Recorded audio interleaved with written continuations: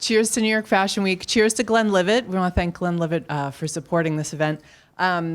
Glenlivet has a history of breaking rules and supporting people who also break rules.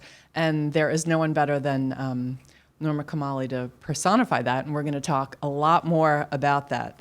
All right, so to my cards. So who am I? You all know who Norma is. My name is Kerry Diamond. I'm the founder of Cherry Bombe, a media company that's all about women and food. And I think you've all got a copy of Cherry Bombe Magazine. There's a great story about Norma in there, so make sure you check it out.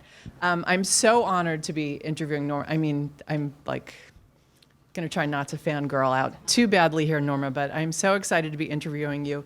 I grew up in Staten Island, and as a young woman, growing up over there and reading fashion magazines, Norma Kamali was this magical name, as you can imagine. So fast forward, and Norma is as relevant today as she was 4 decades ago. You were dressing Farrah Fawcett and Christy Brinkley back then, and today the Kardashians are fans, Gwen Stefani's a fan, Priyanka Chopra. It's amazing. So the question is, has Norma Kamali had 9 lives, like a fashion cat in those fashion glasses? Has it been a roller coaster ride or smooth sailing? We're here to find out. Are you ready to tell us all your secrets? I'm ready. 'Cause everyone wants to know. Okay. All right, so let's go. So much is a flash in the pan today, but you've stayed relevant for a very long time. What do you attribute that to? I think early on, one of the wisest things, and when I was 18, I was so smart. I don't know if I can ever be as smart again, but I did decide that I wanted to have a creative life, and I enjoyed the process so much. And by having that commitment, you really have to believe in your authentic self, no matter what else is happening. And so that's the one clear word of advice I could give, is just stand behind your authentic self, and it will survive. It just does. When you try to be somebody else, it's very hard. So I think we appreciate people when we see that they've done something, and when they change to be good for everybody to love them, it never works. So not everybody's going to love what you do, but those who do will be there with you. So you knew you wanted a creative life. When did you know you wanted to be a fashion designer? Well, I went to FIT. Actually, I always wanted to be a painter. I went to FIT. I had a painting scholarship and a scholarship to fashion illustration at FIT. And my mother kept saying, I think you just need to learn how to type, because this art stuff is not going to get you anywhere. I said, I will never learn how to type. Wait, is my mother here? Did you come, Mom? My mother made me take a typing class in high school. I didn't. But so I had a job interview from my fashion illustration in the garment center, and I walk into this office, and this guy has his feet up on his desk, and he's eating a tuna sandwich, and I'm so nervous. I've thought of nothing else but having the most spectacular portfolio. He said, put your portfolio down over there and come here and turn around for me. And I hear my mother saying, you better get this job, you better get this job. And so I turn around, and I'm so humiliated and embarrassed. I ran out crying with my portfolio, and I just told my mother I didn't get the job. And I looked in the Times. There was a job listing at Northwest Orient Airlines, and I got a job. I don't understand how I got the job, but in sales in the office. And this was 60s, and I traveled to London round trip for $29 for 4 years every weekend, and London was just starting to happen. And before that, it was Mad Men fashion, which I had no connection to whatsoever. But when I was in London, I said, this is my soul, this is who I am. I brought clothes back. I opened a little store for $285 a month, brought the clothes in, sold them, and then I started to make clothes myself. And that's how I sort of fell into it. So if you read your Instagram bio, it says designer since 1967 and advocate of a healthy lifestyle since 1980. So you know the next question. That begs the question, what was going on for those 13 years in between? Well, the truth is nobody was thinking about anything healthy, just we were going to live forever. Baby boomers were, we own it all. We're not going to. But I became interested in a healthy lifestyle when two of my very best friends died of AIDS. My birthday is June 27th. One friend was June 26th, and the other was June 28th, and we were like this. And they died in a 6-month period, and I was devastated beyond. And I'm an action person, and since it was about the immune system not being able to keep them alive, I decided to try to learn about the immune system. So I went west. I went to California and Arizona, New Mexico, met people who were talking about alternative health and wellness, but the word wasn't used then. It was more about understanding options for building the immune system. And then in 9/11, I opened the Wellness Cafe because I thought everybody's immune system is compromised now. And I sourced and curated and developed products that would be alternatives to personal care. If you're brushing your teeth, why not use a toothpaste that cleans your system and pulls bacteria out, or a mouthwash that alkalines your system as well as doing what it's supposed to be doing. And so I've had this parallel life in this area for a very long time, but it really came about because of the loss of two very dear friends. And that was, you're talking about from the 80s up until 2001. That was way before designers were lifestyle brands and dipping their toes into food. Did you encounter a lot of, what is Norma doing? Is Norma crazy? Well, I mean, I understood that having a conversation about that would really, people think if you're a designer, you're a cuckoo bird anyway. So I thought, I don't really need to add any more to that definition. So I kept it very quiet, and I was very personally entrenched in it.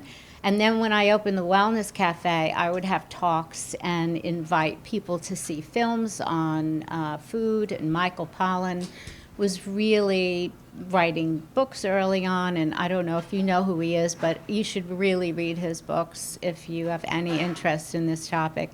And so amazing people came out of the woodwork, totally knowledgeable and very stimulating conversation, and we would have classes, different workout classes and tea ceremonies and all of that before you could find any of it anywhere. So there was a hidden culture interested in the early 2000s. All right, I'm going to pull you back to the 70s and the 80s before we get to that decade. So 1980 was also the year Studio 54 closed. Yes. And I did not hang out at Studio 54, but I did a little research. I couldn't believe that Studio 54 was only open for 3 years. Yeah. I mean, it burns so bright in the mind of every fashion person, even fashion people who weren't alive in the 70s. What was your connection to Studio 54? Well, it's an odd story, but actually Ian and I were girlfriend, boyfriend very quietly. Ian Schrager, the founder, one of the co-founder of Studio 54. Ian is still my best friend and introduced me to my soulmate. Thank you very much, Ian. But Ian was and is one of the most extraordinary people I've ever met, and extraordinarily talented. And his ability to create an experience for people every night and all of the big nights was just something you couldn't imagine. And we all talk about creating an experience for people in this new world that we're in, but he still is the master of understanding how to transform someone's life in a night. And that's why each night was like a year. And it just left a memory. Now, I never have done drugs and sort of am very sober. So being in Studio 54 was not something I could do. So I never went to Studio 54. Everybody writes that I was there and is sure I was there. But I would go before to see what everything looked like, because I'd hear from Ian and see sketches and pictures of different things they were working on. And I would go in and take a look and see what happened. And then Steve would call throughout the night to talk about what was going on. So Steve Rubell. Steve Rubell. So I would know what was going on. But no, I was never there. That's hilarious. I couldn't find any pictures of you there. So it's like, what did she wear when she went to Studio people 54? Say, oh, I have a picture of you there. I said, well, that's good. Was I having a good time? I was like, no, I don't think I was. So you were the one person who did not have to wait online or have any trouble getting in the door, and you stayed home. But my staff actually dated his staff, and so they were there every night. But they were the best staff, the best hardworking group I'd ever had, because I don't know, I mean, they would work late, take a nap, get dressed at work, go from work to Studio 54, and come in and work like nothing ever happened. And I was like, okay, this is whatever's happening, I'm not questioning. Yeah, I was going to say, you probably didn't want to know what the secret was no. to that. So, all right. So speaking of Ian Traeger, you interviewed him for your podcast. Yeah. And of course, Norma has a podcast. And he called you the most creative person he knows today. And I was curious. I mean, obviously, we all know you're creative as a fashion designer, but how else does that creativity that he's referring to manifest itself? You know, I just think it's a mutual admiration society between us, and I think that's probably what drew us together initially. So I truly am complimented by him saying that, but I don't know. I mean, thank you. That's all I can say. How do you recharge your creative batteries? I'm like the Energizer Bunny. I think it just keeps going, and I am very much into restoring and meditation and sleep, so important. And if any of you have a problem with sleep, you have to work on that really, really hard, because it is with the stress that we're in, and if you're in this industry, it's so important to focus on that. So I think restorative, working out every day is really important. So you really do work out every day? Absolutely. You can ask. Marty, does she really work out every day? Okay. At least once. When did that habit start? A long time. I mean, I used to, if there's a dance party, I'm dancing. I'm there. So Not Studio 54 dance not party. Not there. Right, okay. But I always dance, and then I just, when there were less clubs and less places to go, I just started working out forever. And I love it. I think it's really key. You know, at 74, I feel my body is not in pain. I'm feeling good. I don't feel any age in my body. And I think if that's part of the protocol of your life, especially as you get older, you never feel unable to do anything. So working out is critical. And you share a lot of your workouts on Instagram. Has everybody seen these? You have to look at Norma's Instagram account. Is that because you just want to inspire other people to do it too? I did a few, and because people asked me to do it, and then I thought, oh my God, I mean, I'm putting all my clothes up, and everybody's like wanting me to do more exercises. So, I did, and I'm writing a book, and part of what the book is about is healthy lifestyle and aging with power. And so I'm putting my exercise routines in there, and diet, exercise, sleep techniques. And so I'm going to start videotaping more of those. When is the book coming out? We moved it past the election because we thought that might be an interference, so we're going to do early 21, January. Very exciting. Who and what inspires you today? You know, I'm easily inspired, I have to say. It can come in any form. It can come from the sound of a song, or just seeing something pass by, or Instagram, or we were just talking about illustrators on Instagram that I love, and I just get in touch with anybody that looks like they're doing something great. I don't care if they think I'm annoying or not. It's like, so people say, no, I'm not interested in talking. I will hunt people down if I love what they're doing. So, I'm a bit of a stalker when there's inspiration. You must love Instagram then.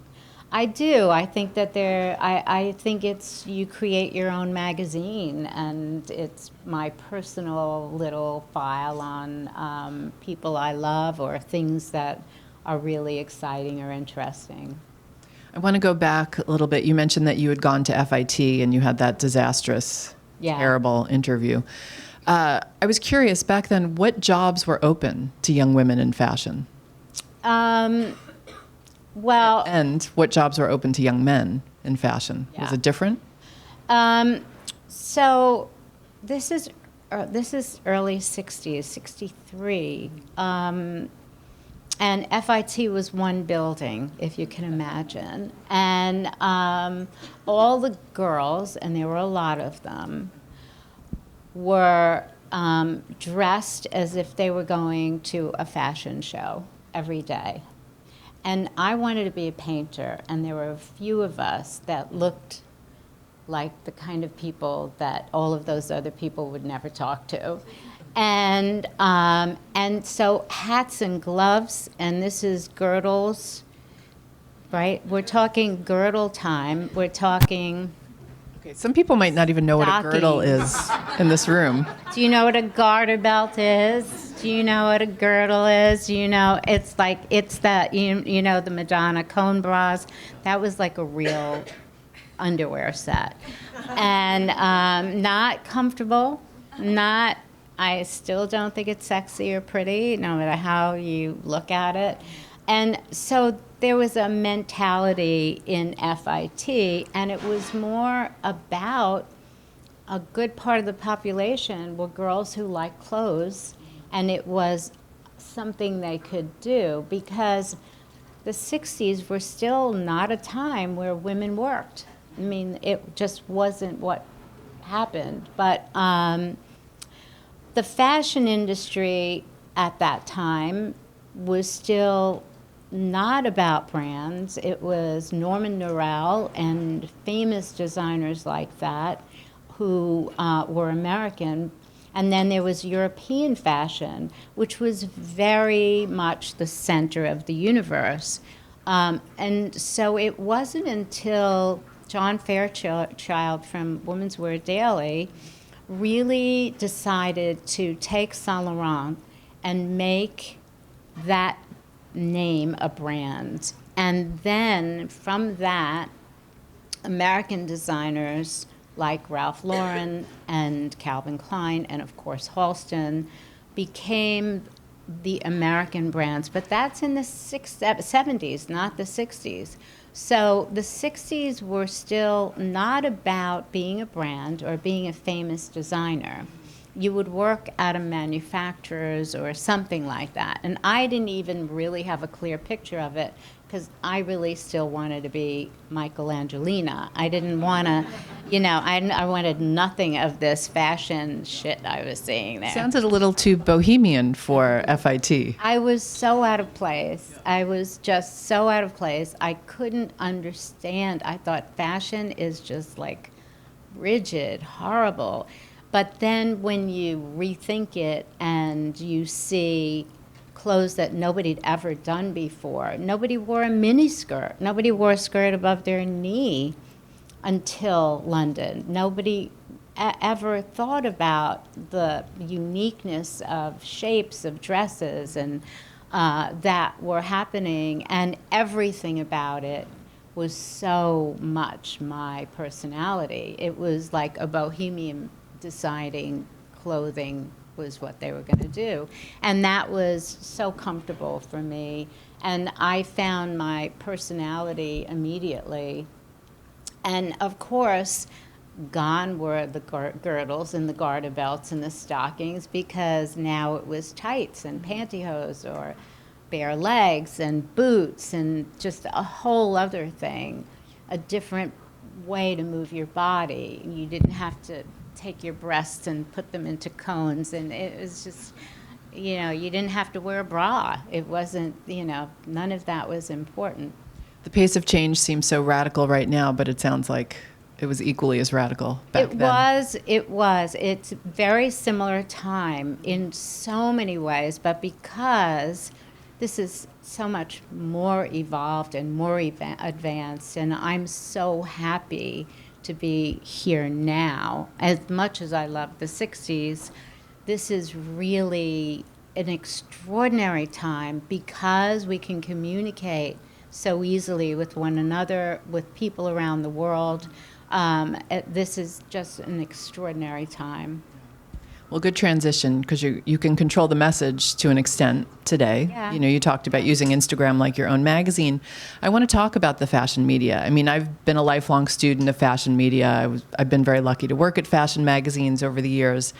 And looking back, my opinion is that the fashion media really prioritized the stories of male designers. Mm-hmm. And I don't know if that was to the detriment of female designers, but I'm curious, when you look back at the heyday of fashion media, the 70s, the 80s, were they telling women's stories? To be absolutely honest, I'm personally a feminist. But throughout my entire career, I was never consciously thinking that I'm a woman, and mostly everybody who is powerful, has a name, is a man. I just thought I'm in the competition and that's it. I really never did.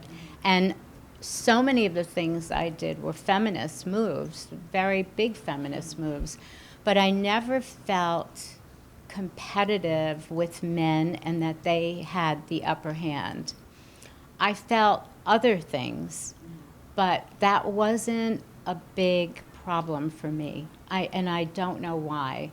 I was very lucky to get recognition, maybe more than I deserved. I don't know. I got a lot of recognition. There were times I felt that other people were getting recognition for things that I did, but that's life, get over it and move on. You have another idea, just do it. So there's a lot of things that are unfair and fair, but I never felt that men were having a priority over my own personal vision or goals. And I suppose if I go back and dissect it, I could find things.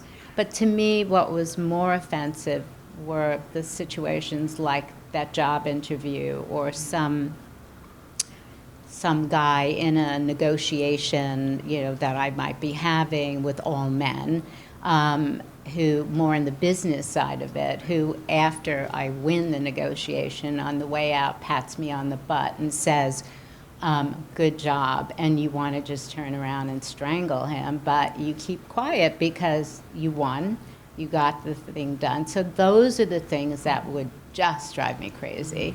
But it wasn't the creative part of it that I felt it. It was more being a business woman in a man's world. That was very difficult many times. But you know what? That was what I had to get through during that period of my career. We're going to get to you as a businesswoman, but I have one follow-up question to the food media, the fashion media part. It's the same when you look at the big fashion brands today, though. For some reason, they still seem to prioritize hiring male designers. You really can count on one, maybe two hands, the number of big brands that have female designers leading their houses. Yeah, I mean, that's true. And maybe women prefer male designers. I mean, there's something I find curious about that there is an imbalance. But I also, I think there may be more. The population of male designers may just be larger than the population of women designers. But I don't think that's forever. I think there are so many talented women. I mean, it's a time for women now. Don't forget, we understood that it was harder in all areas to get out there. But there are so many talented young women who are doing things that no man could ever think of because it comes from a feminine spirit. So there will be more, and there are more now, and there will be more, and there'll be more of a balance. And I think a woman understanding a woman's psyche is such an advantage. And I've never tried for a demographic or to try to reach women in a certain way. It's just I feel here, and my clothes say it. And other women connect to it, and other women say, oh, I could never wear your clothes. And I was like, that's okay. That's cool. So there are more women who will do that and are doing that now. And we see them, and it's so inspiring and great. And it's important that people like me help support them and be mentors so that there is more of a balance. I think on the indie side, certainly. I mean, Ulla Johnson showed today. You've got Maria Cornejo, Rachel Comey, Right. on and on. It's just those bigger, more well-funded Well, houses. I don't know that bigger is better. For me, being the most famous or the richest designer in the world was never my priority. I wanted my creative life, and I want to be successful. I want to have a good life. I want to have a staff that are compensated in the best way and are given privilege for the work they do. But I don't need to be the richest or most famous, and I don't think women have to have that feeling. We don't need that. We understand the joy of having an art that we love or having a love for something. And there are men too that feel that way. Bigger is not always better, and we're seeing that now where all of these big companies are becoming one big company. And then what? You want smaller, you want unique, you want interesting, you want variety. You don't want to see the same clothes on everybody's collection. Have you had investors over the years? I've had opportunities to have investors, and I have to tell you, there were times when I wasn't sure if I could pay the rent, and I really could have used investors, but the voice kept coming in my mind saying, you want a creative life. Do you think by giving your name or by having this partner, you will have a creative life? And I found other ways to collaborate and do things where I can control my company. So I still own my company, I'm happy to say, after 52 years. I appreciate that. I truly appreciate that because it's not easy. Did anyone ever come to you to try to buy Yes. Norma Kamali? Yeah. But then, I was like, if you do that, then what am I going to do? Because you're going to take my soul and run with it. So, no, I still love what I do, and I'm so happy that I'm still doing it and that I didn't do that. And I have friends in the industry who tell their stories of, really cashing out, making a lot of money, but my heart hurts for them that they're not really living out the creativity that comes with what we do.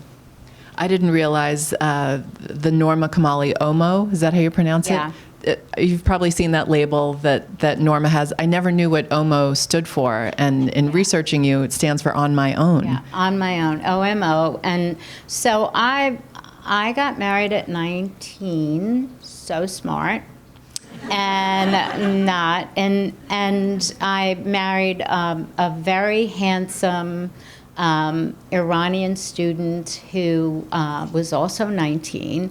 And when I was bringing clothes back from London, I said, we should really open a store so that I could sell these things.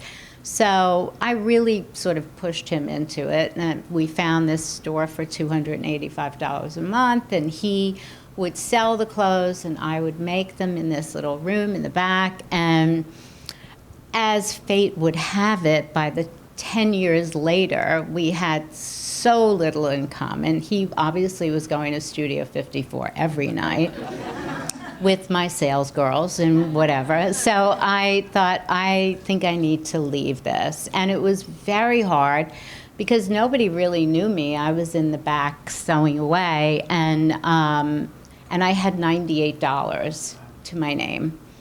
And under a very difficult situation, I had to leave to save my soul. And I really didn't know what I was going to do. I had no plan. I just left. And I had an apartment with a mattress, no curtains, nothing.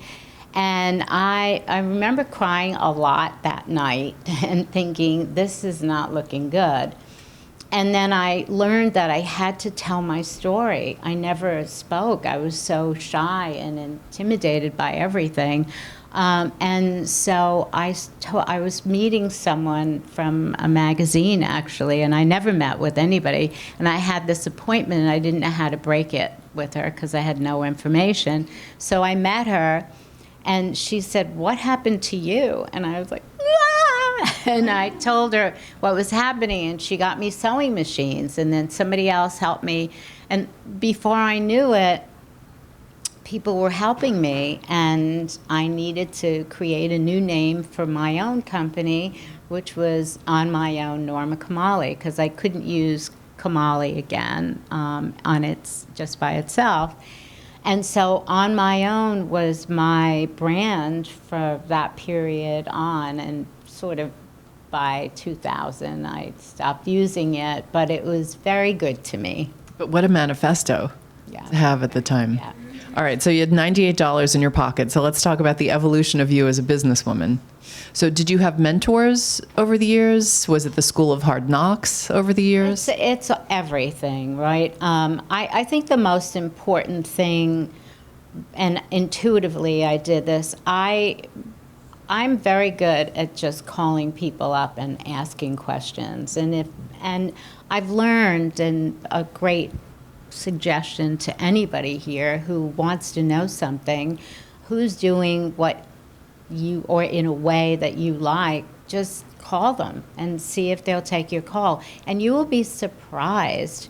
I mean, I get calls from people I don't know all the time, and I always take the call. If it's somebody I can help, because so many people help me, it's my turn, and obviously you do. So I did that a lot, and that was incredibly helpful.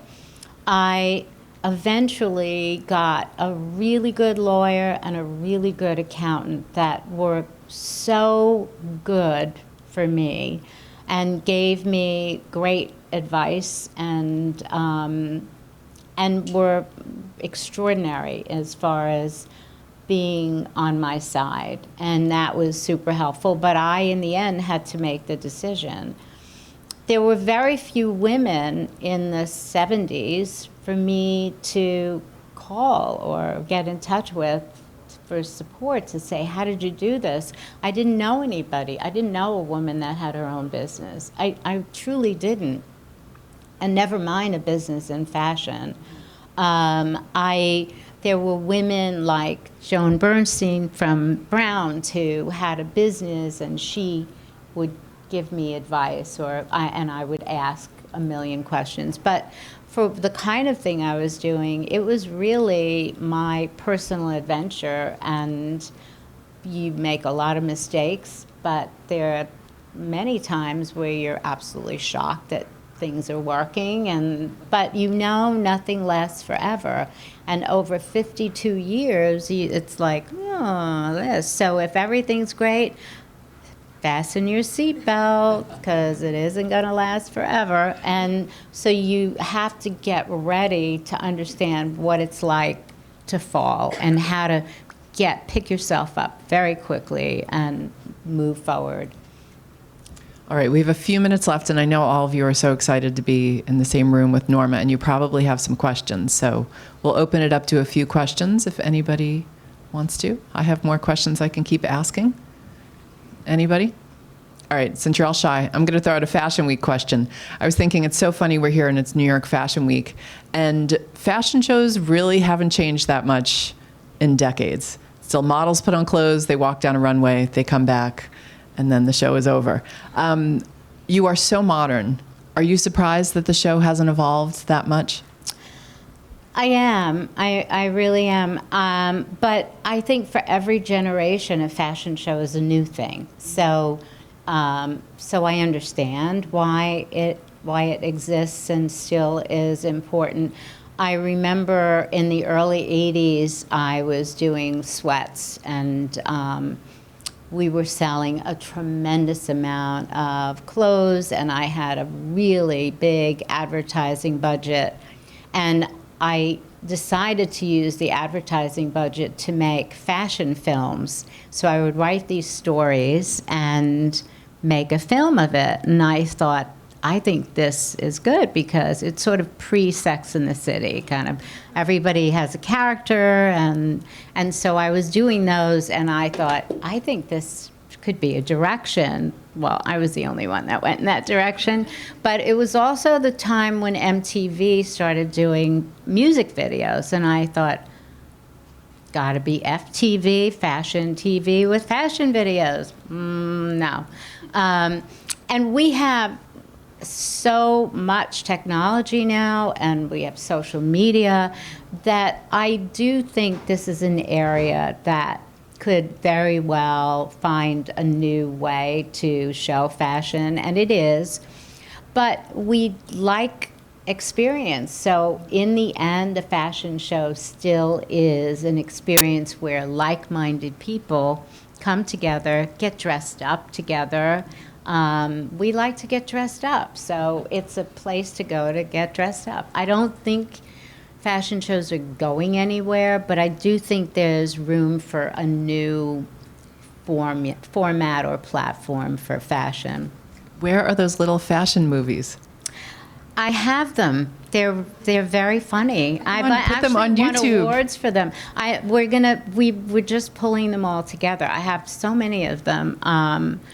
One of them is The Reading of the Will, and it's 6 women who all dated or were married to this one guy, and he dies, and he has them all come to his house for the reading of the will.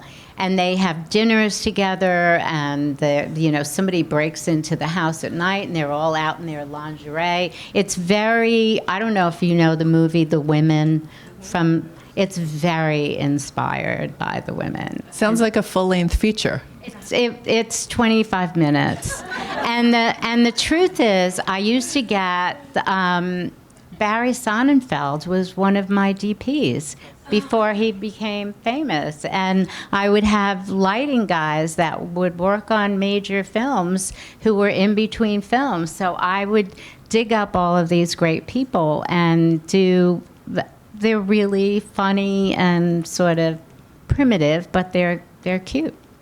How funny. All right, we have one question, and we'll wrap it up. I know you said that you haven't struggled so much with feeling like a woman against all the men, but I wonder whether in the perspective of being a female business owner or in the fashion industry or just as an entrepreneur in general, if you have any advice or experience about how you dealt with people trying to get you to work for free or work for less or drive down pricing. How do you keep yourself up? Yeah. That's You know your value. Yeah, that is so hard in any industry, especially when you're desperate for an opportunity. Like, just let me show you what I can do, is all you're saying in your head, and then they see your passion to do that, and they take advantage. So I think you have to. And unfortunately, or fortunately for me, it comes with age. So aging is good, and that gives you the confidence to say, I don't think so, you're going to need to pay me.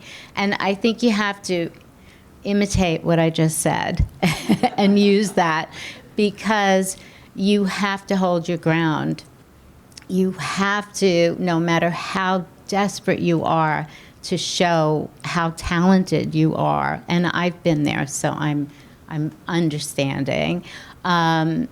You'll just get taken advantage of. It's human nature. It's a sense of what people can get away with. And you have to keep one thing in your mind. You have to walk away when it's not right.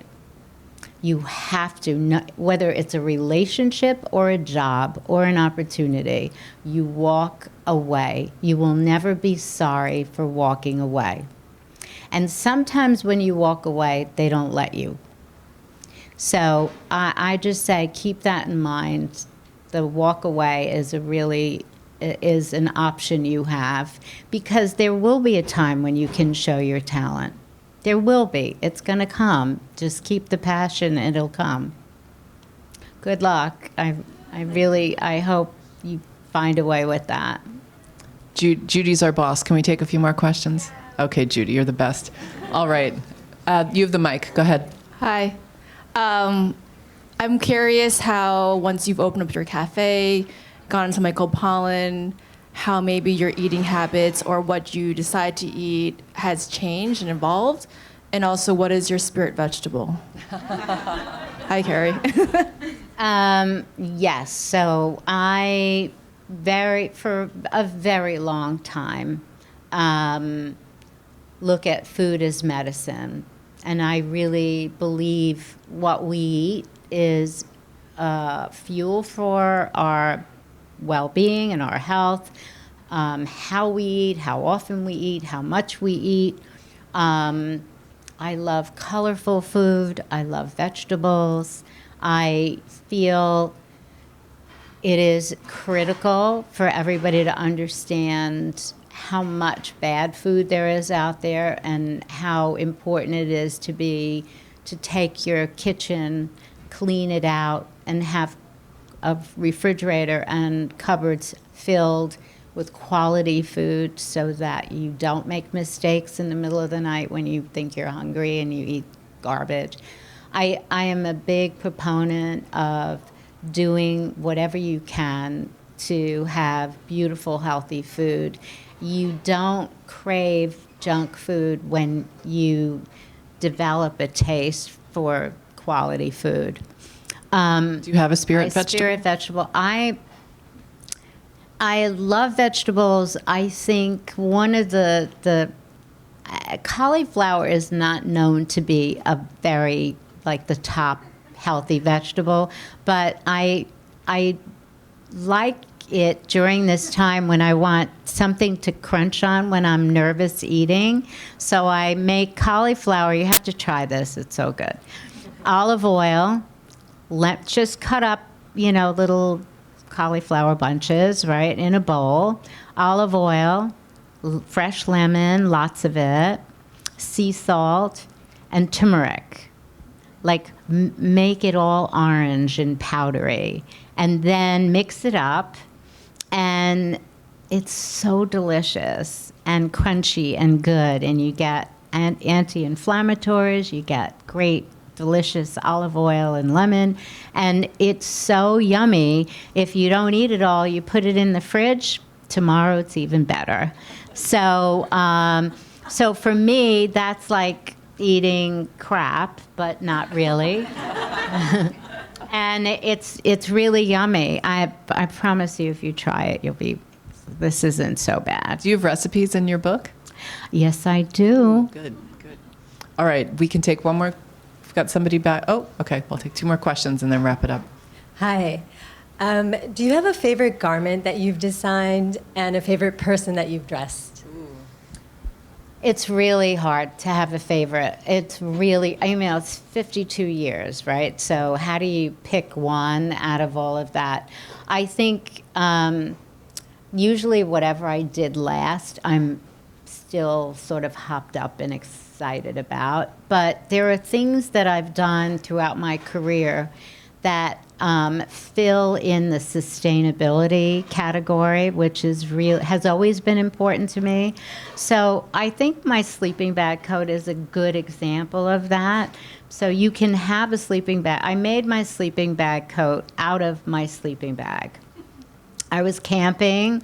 It was cold, and I had to pee in the woods, basically. And so I took my sleeping bag, and it was so warm, and it was a September night, and I thought, I'm going home, and I'm going to cut up this sleeping bag and make a coat out of it. And I did. And I didn't waste one piece of the sleeping bag. I used every part of it. Number one, good. And the fact that you can have a sleeping bag coat for as long as you live, if you just clean it and take care of it. We never, ever dry clean anything, especially the sleeping bag coat. And so if you just wash it down and store it away in the summer, it will last your lifetime. So I really love something that can last. And I love something that has a resurgence every time another company discovers puffy coats and they want to make them. And then I just have so many people saying, we want more sleeping bag coats. So I think I'm happy about that one, but also others. And there isn't one particular celebrity that I can say. I've never reached out to celebrities to say, I'll dress you for free, or you can have free clothes. I've never done that. And I have always had celebrities wanting me to do something for them, which is such an honor. And in my book, I'm also going to do a thank you to all of the celebrities through the years, including Elvis and everybody else, who by shopping and buying from me helped sustain my career. And not only because they were spending money, but by doing that, they were giving me exposure. And so I feel like I owe so many of them. And Elvis, by the way, would buy the same dress for 3 white dresses, gowns always, same dress for 3 different women, all blonde. And that this would go on, and it was great. And I was so happy. And I wasn't even an Elvis fan at the time. And I thought, this man is helping me like stay alive. So I am so grateful to. Cher bought so many clothes for me at a period of time where I thought, I don't know, she doesn't understand that she's keeping me afloat. I mean, this woman's like magic. But I love thinking of people as characters and designing for them, so that's fun. But I do love doing clothes for dance. I love it more than anything, and I love designing Twyla Tharp's dances. I just, all of that movement is very much what I'm connected to. Thank you. That was a good question. Great question. I'm so sorry we have to wrap it up here. I think all of us wish you were like our life coach, our big sister, our all of the above. You have been such an inspiration to me and I know to everyone in this room and to the whole fashion industry. So thank you for persevering and doing everything you do. You're remarkable, Norma. Thank you. Thank you. Thank you so much.